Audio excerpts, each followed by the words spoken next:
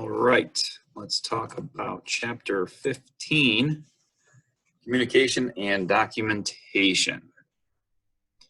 All right, we're going to talk about communication systems and the radio communication, the verbal reports, interpersonal communication, pre-hospital care report, and special documentation issues.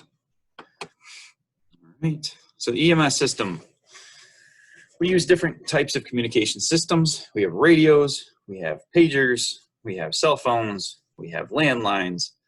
You have lots of different ways to communicate, different channels, all that kind of good stuff. We're not going to get in the nitty-gritty of how our system works and how to work your radios. Most of us have the same radio equipment. You're going to have to get with your departments on how to change channels, but you really shouldn't have to change channels very often. Generally speaking, we have like a fire dispatch radio in our ambulances. We'll have a portable radio that's on that frequency as well. But we'll also have a med radio. We'll have a med radio in the back of the ambulance, and that's for communicating with the hospital. So we don't use the fire radio to communicate with the hospital. So there's different procedures. You'll learn how to do them. All right. So the EMS radio systems consist of base stations, mobile radios, portable radios, repeaters, cell phones, telemetry. Telemetry is something I don't know if we do a whole lot of in our county. I know All-Star has the ability to do it. What we mean by that is that the fancy $40,000 life packs can actually transmit EKG data to the hospitals. So it's a neat function, but it's kind of above us at the basic level. All right, so base stations, we're talking about in your station, you have a radio system. Okay, that's the base station. And you do need to know the difference. There will, one of your tests on this section, the last question is related to what type of radio is this. Okay, so make sure you know the difference. Okay, but base stations are in your stations. Mobile radios, we're talking about in our ambulances, in our engines, ladders, whatever we have, in our apparatus. Those are our mobile radios. Okay, our portable radios are the ones that we carry on our hip. All right, repeaters. We have repeaters occasionally when the signal isn't great. From your portable, let's say you're out in the sticks and you're on the portable radio and you say, fire dispatch, we need a helicopter, and they don't answer because they can't hear us. All right. Certain vehicles have repeaters in them, so you can flip a switch and that will go from your portable radio through the repeater, and it'll go to the tower and it'll hit Mayville that way. The problem with repeaters is that they can cancel each other out. So if you have a big mutual aid incident going on and 4 people have their repeaters on, they forgot to turn them off, that can actually screw up the whole communication system for that scene. So we have to really be careful if we're using repeaters, how we manage them. And that's not really a decision that we're going to be making. It's more of a command decision. But know that they are things, and they help us get that signal out further. Okay, our cell phones, of course, and telemetry we talked about. So here's a repeater. Here's an example of a repeater. Okay, we have repeaters. There are repeaters in certain vehicles, and some of the sheriff's department vehicles have them. I don't really know for sure about which departments have them in which vehicles. Okay, repeater can also be the tower out there as demonstrated in this picture. So you are not communicating directly with the dispatch center in Mayville, but you're going through a series of towers. Okay, and the first one being the repeater. It takes your signal, it boosts the wattage, and then it amplifies it, and it goes off to whoever you're talking to. Okay. Radio communication is regulated by the FCC. Okay, it assigns and licenses designated radio frequencies, establishes rules regarding appropriate language, and monitors radio traffic. I've always been told that there's always somebody listening from the FCC. They're listening to all radio communications all the time. Don't say something stupid on the radio. Don't swear on the radio. Okay, we use clear text language. Keep things simple and concise. Don't take up all the radio space, all the airwaves, okay? The FCC kind of regulates it too, so that not everybody, we're not fighting over frequencies with other agencies. Obviously, we have a lot of different agencies that are communicating through the radio system. So we have police, we have fire, we have federal stuff, and air traffic communication. I mean, there's a ton of different frequencies out there, and they all need to be assigned. That way, you aren't even able to, but say, I'm going to reprogram my radio to this frequency, and you're going to listen in on all the SWAT team communications, things of that nature. I'm not going to read through this. This is in your book. These are just some principles when using the radio system. We'll talk about this a little bit more throughout the section, okay? Radio transmissions throughout the call. The initial call often comes via telephone, but may be radioed from another agency. Without prompt and efficient dispatch and receipt information, ambulances can be sent in the wrong location. If 2 units transmit simultaneously, only one will be heard by listeners, okay? So if I key my mic, we're on the same frequency, and you key your mic and we both start talking at the same time, only one of us is going to get heard. Maybe not even either one of us. And if dispatch is trying to talk to us at the same time, nobody's going to hear anything, okay? So we don't want to be on the radio playing around because we're going to take communications away from that entire incident, okay? Without prompt and efficient dispatch and receipt of information, ambulance can be sent in the wrong direction. We said that. Dispatch often confirms receipt of the transmission by repeating part of it back. So usually dispatchers will repeat the dispatch twice. For example, we would say the dispatch would come out, they'd tell us where to go. They'll say ambulance 1, respond to for this. And you say, okay. So we come out, we get in the ambulance, and as we're pulling out of the station, we say ambulance 1's responding. And then dispatch will come back and say, ambulance 1, you are responding at 09:56 hours. Okay, and then you go to the call. They usually repeat it back.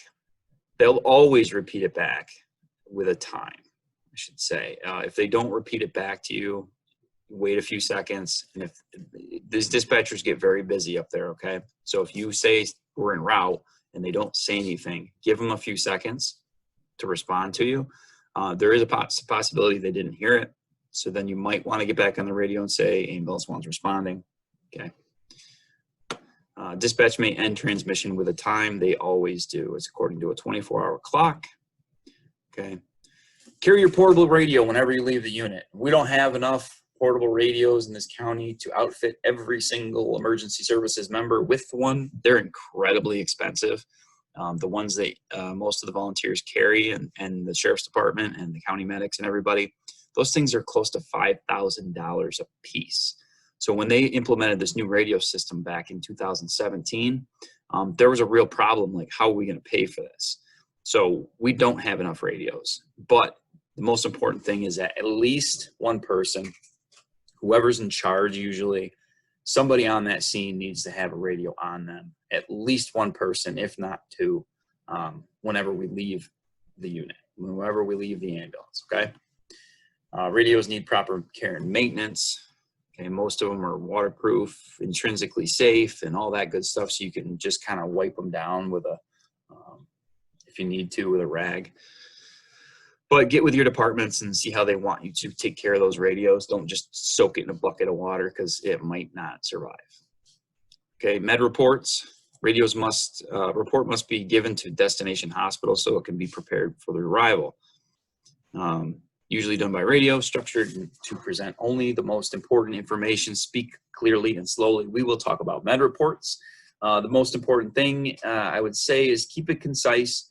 They don't need to hear all the non-important data. Okay, hey, this is ambulance 1. We're inbound to your facility with a 67-year-old female patient in cardiac arrest. We are doing CPR. ALS is on board. They have done their ALS interventions because they need to know that. By the ALS interventions, what I mean is that the paramedics are giving IV medication and they're doing all that stuff. If there's no paramedic, no ALS provider on board with you, and you're taking this cardiac arrest patient in just BLS, which means you're doing compressions and you're bagging and you have an AED on, basically. Hospital needs to know that because they need to be prepared. Oh boy, we got to start an IV on this person when they get here. Okay, when they know that ALS interventions have already happened, they at least know that there's an IV established, and those certain medications have been given. Okay, speak clearly and slowly, but just keep it relatively simple. Okay, if their vital signs have gone from this to this to this, and they're all the same, they don't need to hear every set of vital signs you have. Okay, just the most pertinent information. Okay, again, we have med radios in the ambulances. That's generally speaking how we're going to communicate with the hospitals. It can be done via phone. So occasionally the towers, the radio towers will malfunction or something happens where you can't get them on the radio. You should try to call. Not everybody carries their cell phone on calls, so that can make it a challenge. Somehow, some way, the hospital needs to be notified that you're coming, especially if it's a serious critical call like a cardiac arrest or stroke, things like that. If you're bringing in grandma because she stubbed her toe at 2 in the morning and for some reason you can't get through the hospital and you show up without a report, you're going to get a lot of dirty looks, but you're not going to get yelled at probably because it's not that critical a call. But if you show up with a cardiac arrest and they don't know you're coming, they are going to chew you up. Okay. Basic med reports. Okay. What unit are we? It says here level of provider. That's you, again, if it's a cardiac arrest, if it's something that needs ALS and you say ALS, that's a situation where it would be appropriate for you to say ALS is not available. We are BLSing this cardiac arrest in. Okay. But generally speaking, we don't need to say we're an ambulance full of basic EMTs. It's not necessary, but there are certain situations where that's applicable. So use your best judgment on that. Okay, estimated time of arrival. We'll be at your facility in 5 minutes.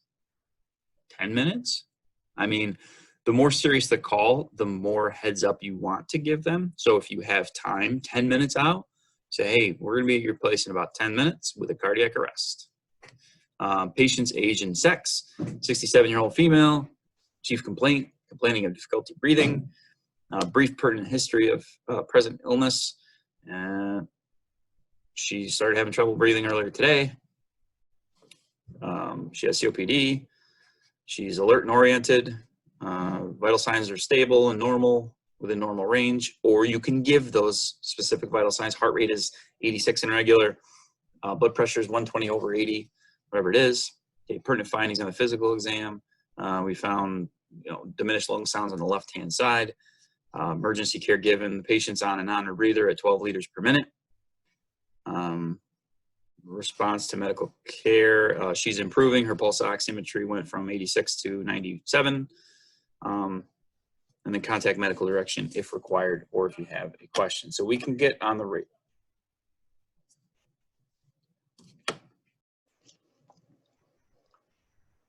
All right, communicating with the medical direction. All right, I'm going to give our information clearly and accurately. Okay, don't just garble a bunch of junk into the radio. Okay, speak slowly, speak clearly, speak accurately. Okay, after receiving order or denial or medication for medication or procedure, repeat back word for word. So if you're getting on the radio to say, or the phone for that matter, to ask, hey, can I give epinephrine for this? Whatever the case is, always repeat it back. Okay, they say this, you repeat it back, say, okay, doctor, I'm going to give this dose of epinephrine. All right. And that way you both know that you're on the same page. Okay. If the order's unclear, ask the physician to repeat. You can ask them to repeat 1,000 times. You have to make sure these things are right. These could be life-threatening decisions that we're making. Okay. If the order seems inappropriate, ask the physician. Say, hey, you sure you want me to give that? Okay, this doesn't happen very often, but it is something that we can do. Okay. The verbal report. It's given upon the time the arrival at the destination. Introduce the patient by name. Hey, this is Sally. This is Mrs. Smith. All right. Give complete and detailed report. Listen. Okay. So Mrs. Smith called because she wasn't feeling well. She hasn't been feeling well for 3 or 4 days. Her vital signs are all normal. She wants to get checked out. Whatever the case is. Okay. Elements of the verbal report. So when we're talking to the nurse or whoever the intake person is at the hospital, we want to make sure that we give the chief complaint. Why were we called? All right.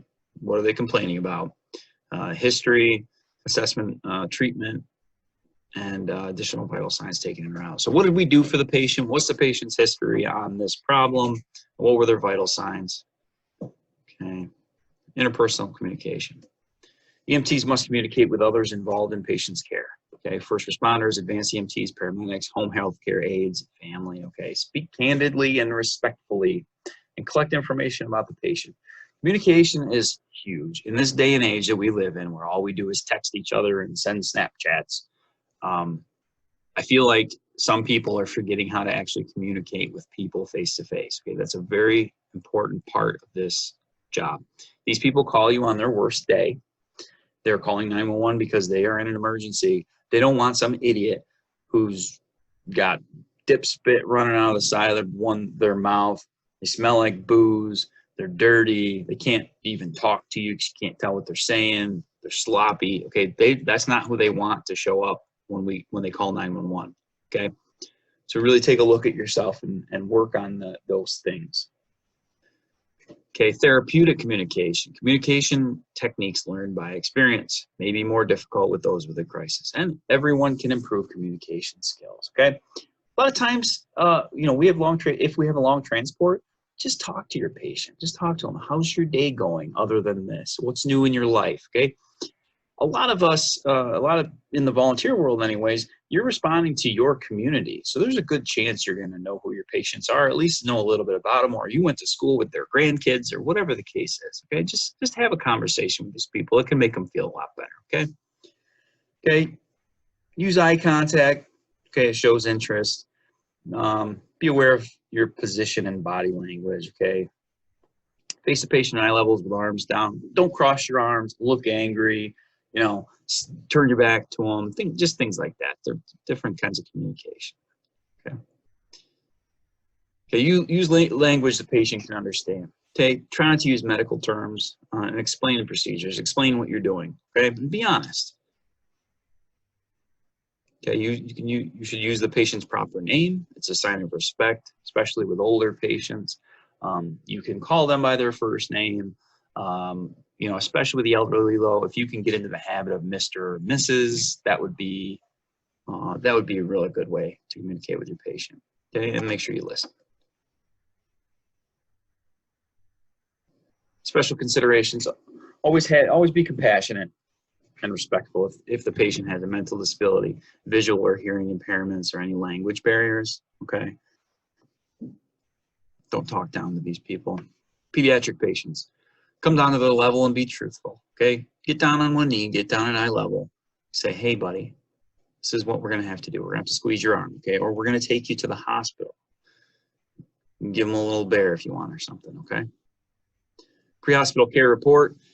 So the written documentation of everything that happened during the call. Okay, there's several forms. There's handwritten, there's tablets and laptops, there's electronic charts, okay? I'll let Ron speak on the electronic charting portion because we still use paper at the fire department. But this is a document that shows all the patient information on there. It shows everything you did. It shows everything that you gained as far as information. And this goes in their medical record, okay? So documents, findings, and treatments, conveys a picture on the scene, entered in the patient's permanent medical record. Don't write something stupid. And make sure if you didn't document it, you didn't do it. So make sure you document everything. This is a legal document that can be subpoenaed and used as evidence. Okay, it may help the patient win a case, or it may be used against you. Okay, so if you screw up this PCR, that's what we call pre-hospital care reports. If you screw up this PCR, then you could be liable. Okay, so that's why it's very important to document everything, especially when the patient starts denying treatment. When you say, listen, I should really put a collar on you, your neck might be damaged. And they say, no, absolutely not. I will not let you put that collar on me. And they get to the hospital and they have a broken neck and now they're paralyzed and they're saying to you, well, why didn't you put a collar on this person? Okay, these are things that need to be documented. Okay, they're also used in administrative purposes. Okay, insurance information and billing address. If you bill, for those that will bill in the future. Okay, it's used for education and research. Okay, it's used for clinical research, used to statistics, continuing education, and tracking the EMT's personal experience. So the state gathers a bunch of data based on what we write on our PCRs. How many overdoses were in Chautauqua County this year? Let's go through and look. Okay, it's all important statistics. Okay, can be used for continuing education. Certain skills you do on a call can be used to give you credit when you're recertifying your card, and it'll track your experience. Okay, it's also used for quality improvement. There's a QA/QI process that is required by the state, that each department has a process of reviewing PCRs. So the QA team gets together and they review a bunch of random PCRs throughout the month, and they say, well, this guy really is screwing up, and that helps to improve the level of care because we can identify problems. But it also gives you attaboys too. So it gives us the opportunity. I'm on the QA team for the fire department. So we see a really good PCR, really good patient care. We always give them an attaboy too. Like, hey, listen, I looked at this call. You guys did a superb job. Like, really, really good job. And that's always nice to hear. All right, data elements. National Highway Traffic Safety Administration, or NHTSA, has more than 400 elements, minimum data set available nationwide. These are the ones who kind of develop the standards for what information is important for statistics. Okay, our pre-hospital care report has all the run data, as our agency name, dates, times, call number, unit information, levels of certification. It has all kinds of information on this document. It has to be filled out fully and accurately. Okay, has all the patient's information. So we don't want this document, copies of this document, to go floating around. It has all the patient's information on there. Okay, this would be a major HIPAA violation if this document were to get out. And there are ways to redact that information so that you can use it for the QA process or for learning, but all the personal data has to be taken out. Okay. Information gathered during the call. So this will go in the blocks where you kind of write out your narrative of what happened. You know, your general impression is going to go on there, narrative of the call, patient's prior aid, vital signs, past medical history, all those things, all the things, medications and informations. What did you do, what you found, what you did, and how they responded. That's basically the information that needs to go on here. Okay, there's two different sections. There's an objective information, which is observable, measurable, and verifiable. Okay, the objective information is like, I checked their blood sugar and it was 97. Okay, you did something to gather this information. Okay, that's what objective means. Subjective information is subject to interpretation. So that's usually what you are told when you get there. Responded to, or we'll say on scene of a 36-year-old female patient who claims that her knee hurts for the last 4 days and denies trauma and blah, blah, blah, blah, blah. Okay, then we move on to our objectives section and we say, okay, we exposed the area of the knee, we found no swelling, and that would be your objective information. Okay, our chief complaint is on there. It's a primary complaint as stated by the patient. It's best recorded as a direct quote. This is one place where if it sounds weird, and I can give you some examples when we get into class, but you could put these in quotations, say, I don't feel right. Okay, well, how is that really a chief complaint? That's not objective, that's a subjective statement, but that's sometimes what you'll have to write. Okay, pertinent negatives need to go in there. Okay, it's important negative findings. Okay, no difficulty breathing. Chest pain, but no difficulty breathing. No difficulty breathing would be your pertinent negative. Okay, avoid radio codes and non-standard abbreviations. Okay, don't just make up some abbreviations. Whoever reads this PCR after you wrote it is going to have to understand what you're trying to say. Okay, write legibly and use correct spelling. PCR is a reflection of your care. Take your time, write these things neatly. It really doesn't take that much time. Okay, use appropriate medical terminology. If it's not written down, you didn't do it. Appropriate medical terminology meaning excuse me, if you don't know the correct medical terminology for it, just write it out clearly, okay? Special documentation issues, okay? HIPAA. Again, this is all about confidentiality, okay? The patient's information is protected by federal law. I think Ron covered this a little bit already. We cannot talk about who did what on this call, meaning the patient. We don't want to get any of that information out. You can't give out any information to people that would lead them to believe that they know who you're talking about. And I know that's a little confusing. I'll try to clarify. You can talk about calls in a very, very general nature. Had a patient with this, and I'd like to talk to another more experienced EMT to say, how would you have handled this? Okay, that's fine. But if you say, oh, I was up at 123 Main Street the other day, apartment 6, you know that one, you know, and that is not appropriate conversation. That is violating HIPAA, and you can go to jail. You can lose your EMT card. You can be fined thousands of dollars for these things. Okay, so keep it to yourself. Keep it to the people who are on that call. Okay, patient refusals, they're high liability. Okay, so we have a refusal form that the patient has to sign where you put all their information in there and you say, listen, you could die if we leave. And they'll say, yeah, I know. All right, then sign this paper saying that you understand that I told you that you could die if we leave. Essentially is what the refusal form is, but they have to be filled out for any refusal. All right, falsification, covering up errors, or recording something you forgot to do. Okay, only write down what you did.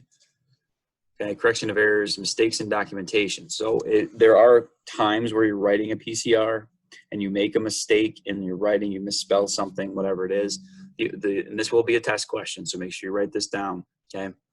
You strike a line through it, an initial next to the line. So you can make corrections on your own PCR if you screw something up, but you have to strike a single line through it, an initial.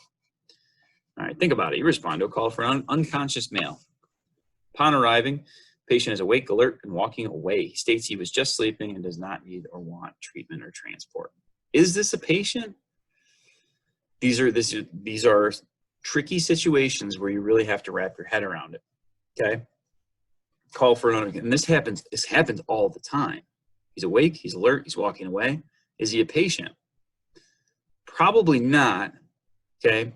But it wouldn't hurt because you were dispatched to that call to try to get this person to sit here and have a conversation. Is a complete assessment needed? Probably not.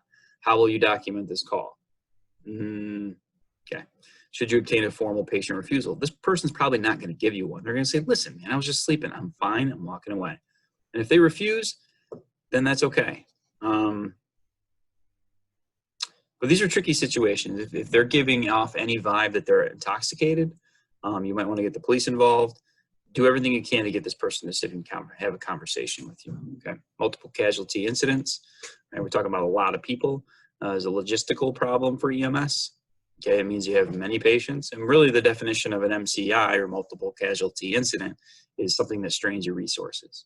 So if you have one ambulance and 2 patients, that could put a strain on your resources. But realistically in MCI, we're talking like overturned bus or airplane crash, so big things like that.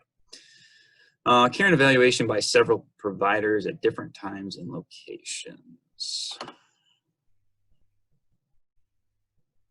Okay, what they're talking about, okay, took me a second to understand what they're trying to say in the slide. What they're saying is at an MCI, there's a whole MCI chapter we're going to go over, so I'm not going to dig in deep on this, but they're just saying that there's a lot of patients that are being evaluated by different people because you're moving them around.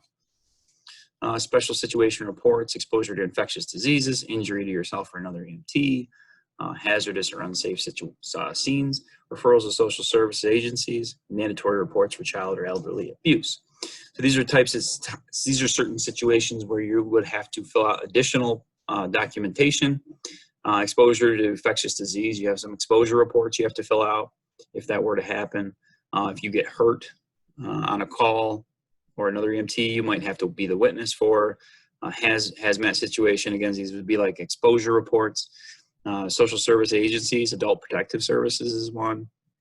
And then the mandatory reporting.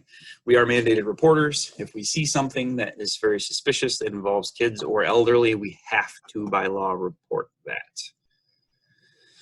All right. When calling in patients' information, use these elements. This is ambulance 1. We're responding with a 67-year-old female patient complaining of difficulty breathing. We'll be at your facility in approximately 5 minutes. This is pertinent histories, a history of COPD. She's alert and oriented. Baseline vitals are normal, within normal range. Pertinent findings.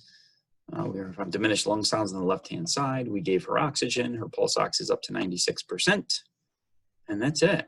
I mean, it's pretty straightforward to make a med report. You get a little nervous sometimes the first couple of times you do it on the radio, but it's pretty straightforward. And really, it would benefit you to prepare yourself to do that med report. Write some of these things down in order on your glove or on a little notebook so you can kind of read it off. And that way you don't stumble too much. You don't want to take up too much of the airwaves either, right? When calling in patient information, include these elements. Contact made with medical direction if required or if you have any questions. Okay. When completing the pre-hospital care report or PCR, include the following. We need all the patient's information. Okay. And we talked about all of this stuff. Remember, a PCR may be a legal document, okay? We have to do a good job documenting. We're painting a picture in this document about what happened, why you were called, what you did for that patient, what you didn't do for that person. And that can be a legal document. You could be held personally liable if you screw something up. Okay. All right, and we talked about all of this stuff. And you guys can pause this and take a look at these slides if you like. All right. So we are all done with that chapter, and I will see you guys soon.